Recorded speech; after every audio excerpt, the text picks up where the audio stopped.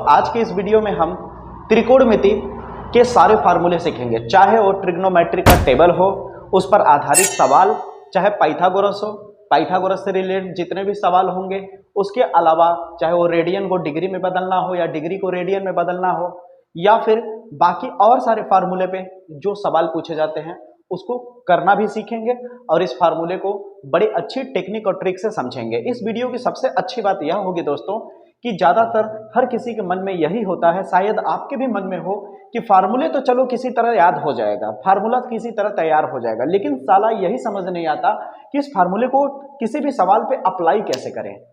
चाहे इस वीडियो को बोर्ड लेवल के बच्चे देख रहे हो, चाहे वो कॉम्पिटिटिव एग्जाम की तैयारी करने वाले, यह वीडियो बहुत ही आपके लिए फायदेमंद होगा, इसे ध्यान से देखें दोस्तों। आइए स्टार्ट करते हैं। अब हम जानेंगे दोस्तों कि त्रिकोणमिति सारणी यानी ट्रिग्नोमेट्रिक टेबल को कैसे आसानी से ट्रिक के साथ तैयार रखें बिना रटे।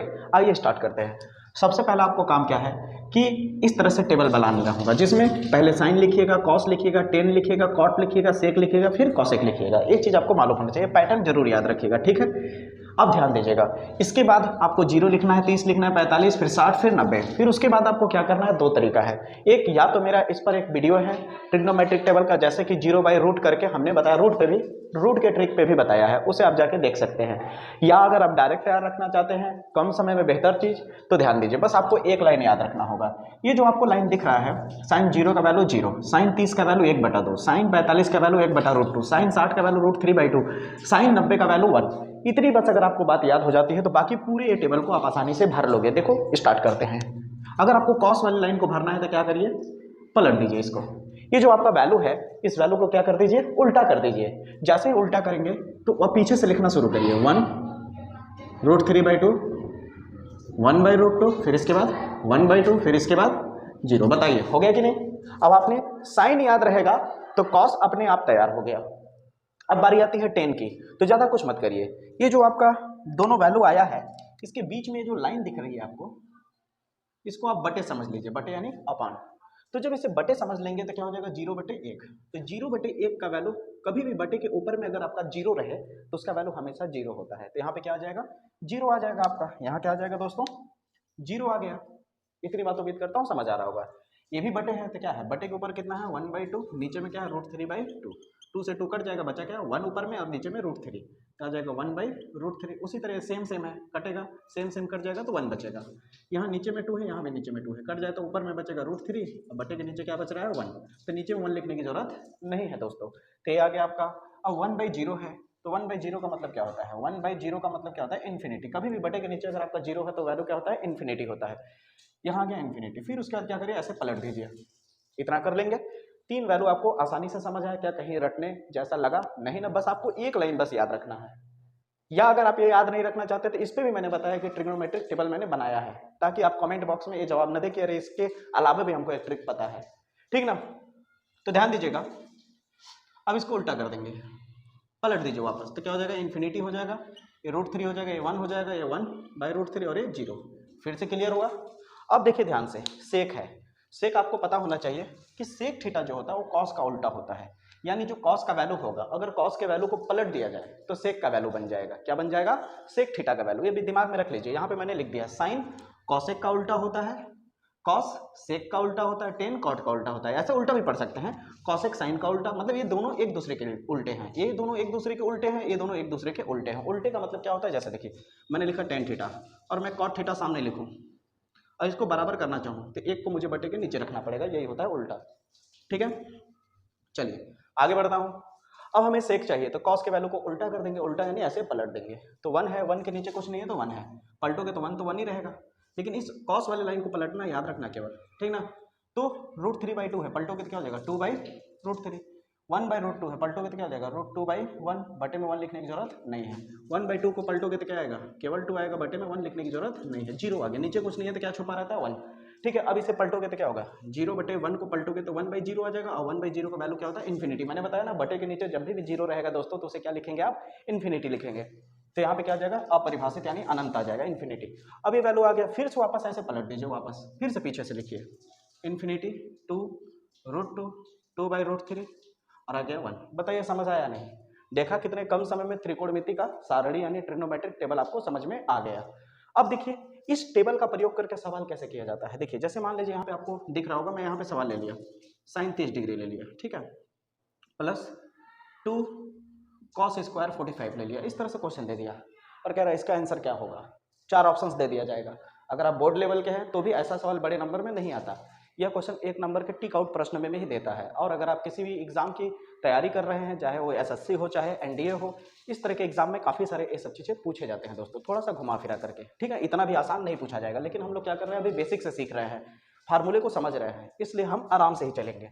तो देखिए साइन 30 का वैल्यू कितना है, खोजिए वहाँ पे, साइन 30 का वैल्यू कितना है, 1/2 है, प्लस फिर 2 इंटू कॉस 45 का वैल्यू कितना है, 1/√2, स्क्वायर की वजह से स्क्वायर हो जाएगा, 1/2 इंटू स्क्वायर की वजह से 1, ये स्क्वायर जो है 1 पे भी है, स्क्वायर √2 पे भी है, तो 1 पे स्क्वायर 1 ही रहेगा, लेकिन जब √2 पे स्क्वायर होगा तो स्क्वायर रूट को हटा देगा, केवल 2 बचेगा, 2 से 2 कट गया, कितना बचा, 1/2 प्लस 1।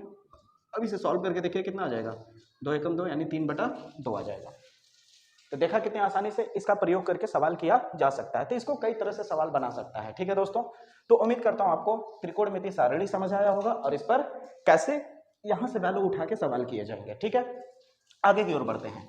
अब हम जानेंगे दोस्तों कि अगर हमारे को सवाल, जैसे मान लीजिए एक उदाहरण देता हूं, यही सवाल ऐसे ना देता, ऐसे दे देता,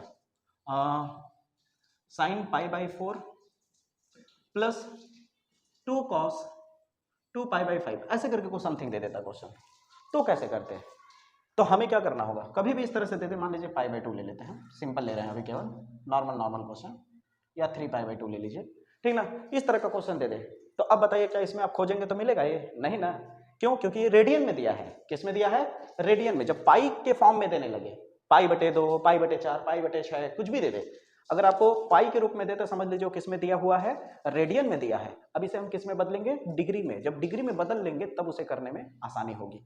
तो इसका मतलब अगला टॉपिक हम समझने वाले हैं कि रेडियन को डिग्री में कैसे बदले और डिग्री को रेडियन में कैसे बदले। आइए स्टार्ट करते हैं।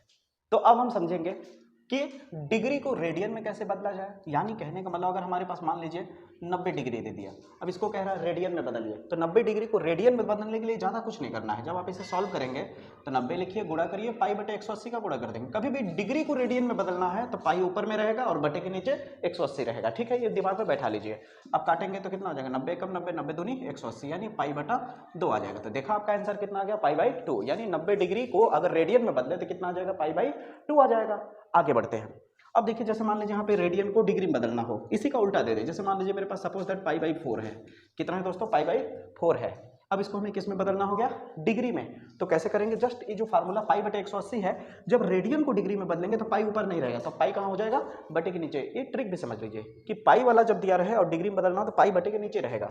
जब इसे सॉल्व करेंगे, यहाँ पे कर देता हूँ, तो π/4 है तो कितना हो जाएगा फार्मूला, 180/पाई, पाई से पाई कट जाएगा, इसको काटोगे तो कितना आ जाएगा, 45 बार में, 4 को 180 से काटोगे तो कितने बार में कट जाएगा, 45 बार में, यानी किसका आ जाएगा, 45 डिग्री आ जाएगा। यानी π/4 का वैल्यू कितना होता है डिग्री में, 45 डिग्री होता है दोस्तों। तो देखा कितनी आसानी से हम लोग डिग्री को रेडियन में और रेडियन को डिग्री में बदल दिए, कोई कठिन नहीं है। इस वीडियो में आपको त्रिकोणमिति के सारे फार्मूले समझाऊंगा और उस पर होने वाले सवालों को भी समझाऊंगा, ठीक है। तो ध्यान से बने रहे दोस्तों, एक ही वीडियो में हम लोग को काफी सारी चीजों को समझना है, इसलिए वीडियो लंबा हो सकता है। आगे बढ़ते हैं कि आपको इस तरह से दे देता है, दिख रहा होगा, और कह देगा और 4 ऑप्शन दे दिया, या फिर हो सकता है फाइंड करने को दे दिया, ठीक ना। तो कैसे करेंगे, देखिए ध्यान दीजिएगा, कह रहा है sin π/6 इंटू cos π/3 प्लस 10 π/4 है, तो इसे सॉल्व करिए। तो सबसे पहले बताइए, आप डायरेक्टली थोड़ी ना कोई याद रखेगा बार बार रेडियन को, ठीक ना, और हमें ये तो टेक्निक पता है, इसलिए तुरंत हम फटाक से कर लेंगे। तो क्या करना होगा, ध्यान दीजिए दोस्तों कि π/6 को हम किस में बदल देंगे, डिग्री में, तो ज़्यादा कुछ नहीं करना है। π/6 लिखिए, डिग्री में बदलने के लिए क्या करेंगे बताइए, 180 ऊपर रहेगा और नीचे पाई हो जाएगा, पाई से पाई कट जाएगा, 6 3 18 यानी 30 आ जाएगा। तो कितना हो जाएगा, साइन 30 हो जाएगा इंटू, इसी तरह इसको π/3 को बदलेंगे, बदलना तो सिखाई दिया है मैंने, तो इसको बदलेंगे तो आपका 60 डिग्री आ जाएगा, 3 6 18 आ जाएगा, ठीक ना, प्लस π/4 का कितना हो जाएगा, 45 हो जाएगा। बताइए अब ऐसा सवाल आ गया तो क्या कठिन होगा, नहीं ना, बड़ी आसानी से कर लेंगे। जब यहाँ तक आ जाएगा फिर उसके बाद इस टेबल का यूज कर लेंगे हम। अब हमें मालूम है साइन 30 का वैल्यू क्या होता है, साइन 30 का वैल्यू होता है 1/2 इंटू कॉस 60 का वैल्यू कितना होता है, देखिए कॉस 60 का भी वैल्यू 1/2 होता है, तो 1/2 प्लस 10 45 का वैल्यू 1 होता है। अब इसे सॉल्व कर दीजिए, 1 1 जा 1, 2 2 जा 4 प्लस 1। अब इसे सॉल्व करिए, नीचे कुछ नहीं तो 1, 1 एकम 1, 4 एकम 4 प्लस 4 इंटू 4, डिवाइड के नीचे 4। अब सॉल्व करिए, 5/4 आंसर आ जाएगा। बताइए क्या कठिन है दोस्तों, नहीं। अगर इस वीडियो को अगर आप बड़े ही ध्यान से देख रहे होंगे, बिना स्किप किए देख रहे होंगे, तो एक खास बात आपको समझ में आ रही होगी कि किसी भी चीज़ को अप्लाई करने से पहले हमें कॉन्सेप्ट समझना पड़ेगा। फार्मूले को अगर अच्छे से क्लियर समझ लिए तो भी काम नहीं चलने वाला, आपको कॉन्सेप्ट क्लियर होना चाहिए कि फार्मूले को कब किस जगह पे किस तौर तरीके से अपनाना है, तब जाकर के आपका बेहतर ट्रिग्नोमेट्रिक हो पाता है। तो आगे बढ़ते हैं।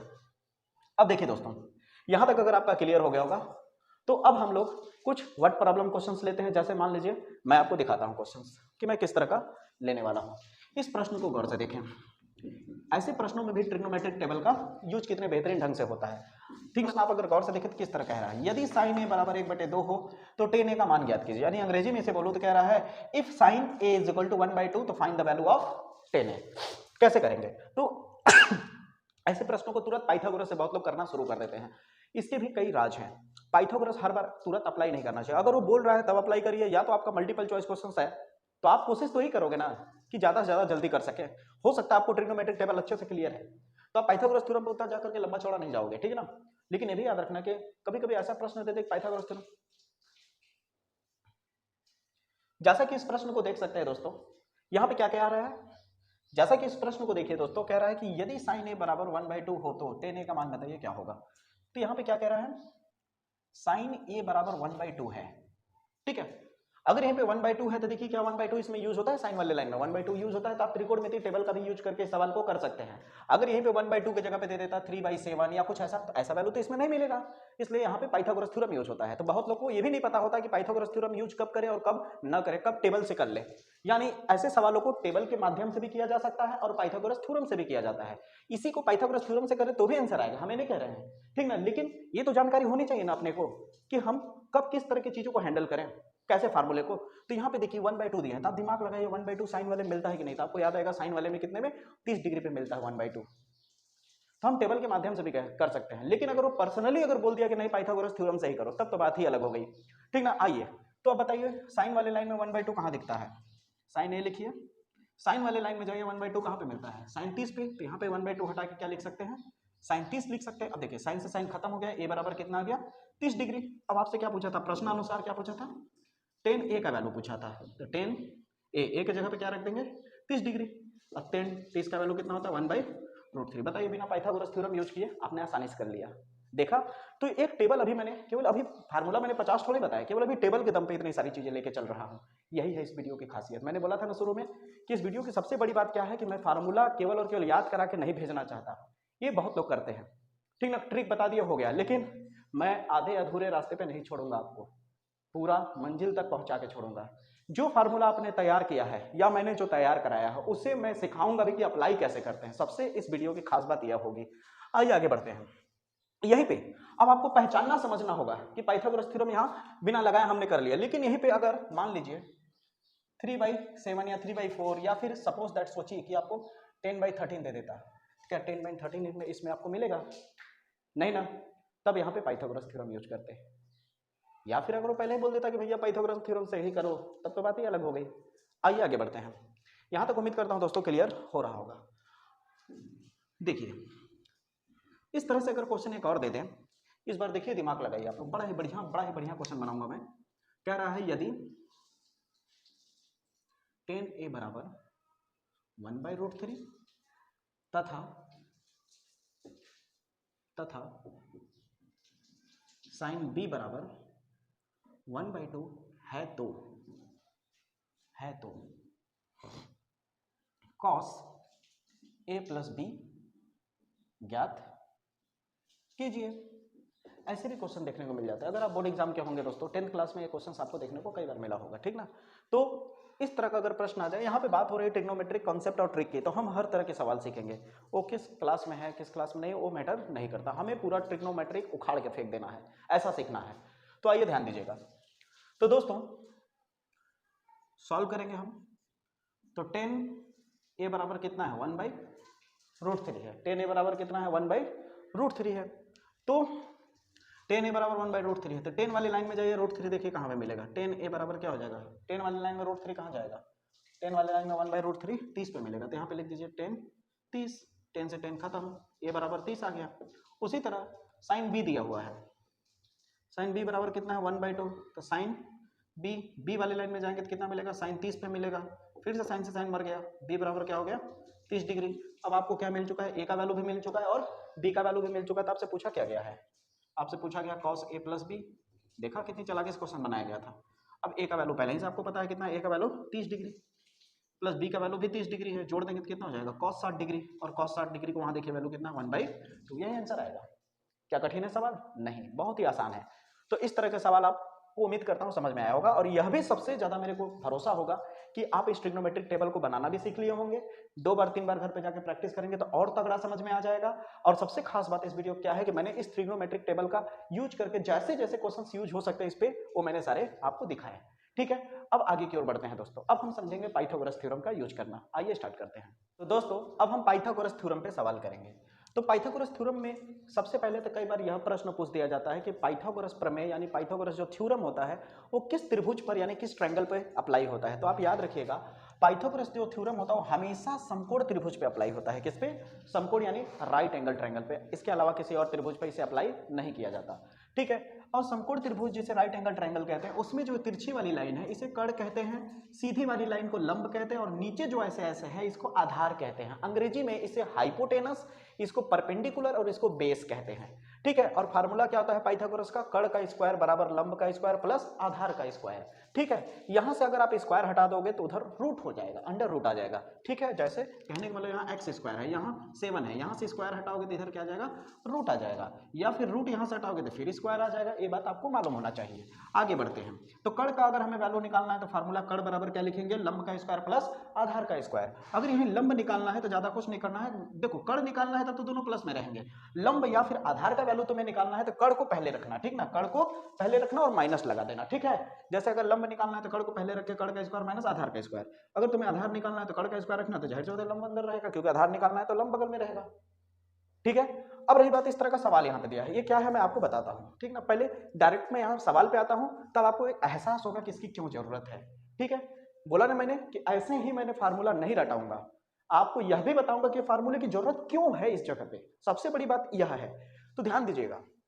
कह रहा है यदि tan a बराबर 4/3 है तो sec a तथा sin a का वैल्यू बताइए क्या होगा। ऐसा अगर प्रश्न पूछ दिया जाए तो कैसे किया जाए? देखिए, सबसे पहले तो हम बोले ना पाइथागोरस थ्योरम में क्या होगा?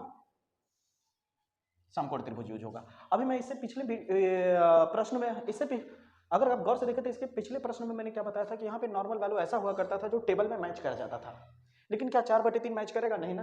अब यहाँ पाइथागोरस यूज होगा। अब समझ आया कॉन्सेप्ट कि पाइथागोरस थ्योरम कब यूज करना है और कब नहीं करना है, और वो पर्सनली बोल दे तो बात अलग है। ठीक है, अब देखिए ध्यान से। तो tan a बराबर क्या है? 4/3। अब देखिए sine cos tan cot sec cosec, ये जो 6 लोग हैं इनका लंब कर्ण आधार के रूप में भी फार्मूला होता है। अगर मैं कहूं साइन थीटा का फार्मूला क्या होगा, तो साइन थीटा का होता है लंब बटे आधार, लंब बटे कर्ण होता है, जिसे अंग्रेजी में परपेंडिकुलर बाय हाइपोटेनस कहते हैं। तो ये फार्मूला हम लोगों ने रटा नहीं है दोस्तों, बता दो। पहले 2 तरीके से फार्मूला तैयार है मुझे। पहला कॉन्सेप्ट क्लियर है मुझे कि अगर कहीं भूल जाऊं तो मेरे पास टेक्निक है, और रही बात कि बिना टेक्निक का मैं जैसे कैसे लिख ले रहा हूं, उसका सबसे बड़ा रीजन यह है अभ्यास यानी प्रैक्टिस। सबसे ज्यादा प्रैक्टिस की बड़ी बात होती है। अगर आप जितना ज्यादा बार प्रैक्टिस करते हो, यानी कहने का मतलब ये नहीं कि एक सवाल ले लो उसी को बार बार लगाओ, सवाल को बदल बदल के चेंज कर करके लगाते जाओ, देख लेना तुम्हारा कॉन्सेप्ट भी क्लियर होगा, सवाल भी करने का तरीका समझ में आ जाएगा, और सबसे खास बात कि तुम्हें ये पता चल जाएगा कि किस समय कौन से फार्मूले को अप्लाई किया जाए। अब देखो यहाँ पे हमें ऐसे पता चला क्योंकि हमें मालूम है एक फार्मूला हमने यूज किया, वो है लाल बटे कक्का। अगर आप लाल बटे कक्का का प्रयोग करोगे तो यल लाल बटे कक्का लिख लो। यल का मतलब होता है लंब, के का मतलब कर्ण, ए का मतलब आधार, और बाकी सीरियल वाइज से लिख दो। साइन कॉस टेन, साइन को उल्टा कॉसेक, कॉस को उल्टा सेक, टेन को उल्टा कॉट, ये बताया था ना मैंने शुरू में। अब गौर से देखिए साइन का फार्मूला कैसे लंब बटे कड़ा है। देखिए साइन में लंब, ये जो सीधी लाइन खींची है ये बटे है, ये सीधी लाइन वाली क्या है? ये बटे समझिए, इसे डिवाइड समझिए। ठीक है, तो क्या हो गया? लंब बटे कड़ा है कि नहीं। अगर किसी ने पूछा टेन थीटा में क्या मिलेगा, तो टेन में क्या हो जाएगा? यल बटे ए, यानी एल बटे ए का मतलब लंब बटे आधार। तो ये जो लंब है ऊपर में लंब है, यानी 4 किसका वैल्यू है? लंब का, और नीचे वाला 3 जो है वो किसका वैल्यू है? आधार का। तो बचा क्या? कर्ण का वैल्यू बचा, तो कर्ण निकालेंगे। तो कर्ण के लिए कौन सा फार्मूला यूज होगा? ये वाला यूज होगा कर्ण निकालने का। तो फार्मूला क्या है कर्ण का? कर्ण बराबर है रूट में लंब का स्क्वायर प्लस आधार का स्क्वायर। अब गौर से देखिए लंब कितना है? 4 का स्क्वायर, आधार कितना है? 3 का स्क्वायर। हल करिए, 4 चौक 16, 3 3 का 9, जोड़ेंगे आ जाएगा 25, बाहर निकलेगा 25, 5 बन के 50, ठीक ना। इसका 25 का स्क्वायर क्या होता है? 5 का स्क्वायर हो जाएगा 25, ठीक ना, 50 25। अब अगर गौर से देखें तो हमारे पास क्या आ चुका है, कड़ भी आ चुका है, हमें कड़ कितना मिल गया 5। अब प्रश्नानुसार क्या पूछा था हमें, सेक ए का वैल्यू, तो सेक सेक देखिए यहाँ पे नीचे है, तब नीचे से ऊपर जाइए, क्या हो जाएगा, कड़ बटे आधार हो जाएगा, क्या हो जाएगा, कड़ बटे आधार। तो कड़ कितना निकला 5, आधार कितना है 3, तो आंसर हो गया ये, ठीक है। अगर आपसे क्या पूछा गया फिर साइन ए, तो साइन ए का वैल्यू अगर पूछा गया तो साइन में क्या होगा, देखिए साइन वाले में देखिए यहाँ पे क्या है, यल बटे के है, क्या है, एल बटे के। यल का मतलब लंब, लंब कितना है 4, के का मतलब कड़, कड़ अभी जस्ट निकला है 5, हो गया आंसर। क्या सवाल कठिन है, पाइथागोरस थ्योरम क्या लगाना कठिन है, किसी सवाल पे अप्लाई करना नहीं। आपको यह भी समझ में आ गया होगा कि पाइथागोरस थ्योरम को अप्लाई कब करेंगे कब नहीं करेंगे, ट्रिग्नोमेट्रिक टेबल को अप्लाई करके कैसे सवाल करेंगे। आज के इस वीडियो में दोस्तों हम लोग इतना ही समझेंगे, जिसमें हमने पाइथागोरस थ्योरम को और ट्रिग्नोमेट्रिक टेबल का इस्तेमाल करके उसे ट्रिक के साथ समझा भी, फार्मूले को भी समझा, और क्या कहते हैं कुछ सवालों को भी किया। अगर आपको वीडियो पसंद आए दोस्तों, अगर इस तरह के वीडियो चाहिए तो अगला पार्ट में और इसके आगे के फार्मूले के ऊपर हम लोग सवाल सीखेंगे और उस फार्मूले को रटने के बजाय सीखेंगे। धन्यवाद, जय हिंद, जय भारत।